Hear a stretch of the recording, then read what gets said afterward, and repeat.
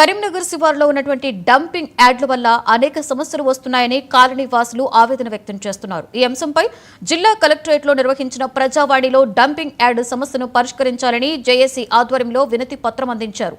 Dumping యార్డుతో ముఖ్యంగా మహిళలు వివిధ సమస్యలు ఎదుర్కొంటున్నారని పేర్కొన్నారు. చెత్త నుండి వచ్చే దుర్వాసన వల్ల కాలనీ వాసులు తీవ్ర ఇబ్బందులు పడుతున్నారని, అధికారులు ఇప్పటికైనా తమ సమస్యను పరిష్కరించాలని కోరారు.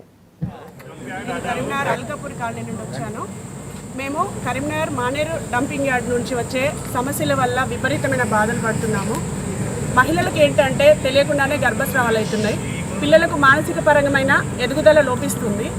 పొద్దున పూట ఆరోగ్యమే మహాభాగ్యం అని చెప్పి మేము యోగా సెంటర్ కూడా స్టార్ట్ చేశాము. ఎందుకంటే మా హెల్త్ కోసం మేము పోరాటం చేయాలనుకుంటున్నాము.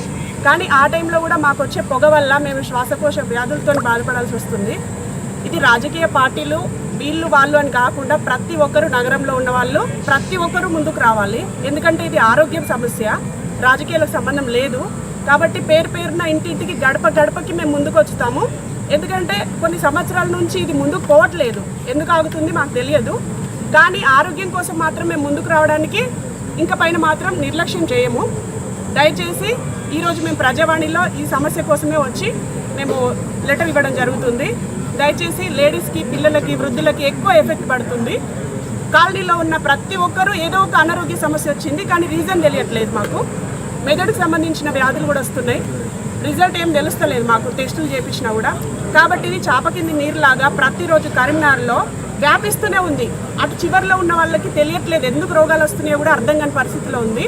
కరీంనగర్ జిల్లా కేంద్రానికి స్మార్ట్ సిటీగా పేరు గాంచుకున్నంత తప్పించి పేరుకే స్మార్ట్ సిటీ కానీ ఈ డంప్ యార్డ్ ద్వారా దుర్గంధం, పొగ, దాని ద్వారా తీవ్ర రోగాల బారిన పడుతూ ప్రజలందరూ అస్వస్థతకు గురవుతూ తెలియని రోగాల పేర్లు కూడా తెలియని జబ్బులతో సతమతమవుతున్న సందర్భంలో ఈ రోజున ప్రజావాణి తరపున ఒక డంప్ యార్డ్ బాధితుల సంఘం జేఏసీగా కమిటీగా ఏర్పాటై ఈరోజు ప్రజావాణిలో కలెక్టర్ గారికి మా నుండి యావత్ కరీంనగర్ జిల్లా ప్రాంత వాసులందరికీ కూడా అందరి తరఫున కూడా దరఖాస్తు ఇవ్వడానికి రావడం జరిగింది.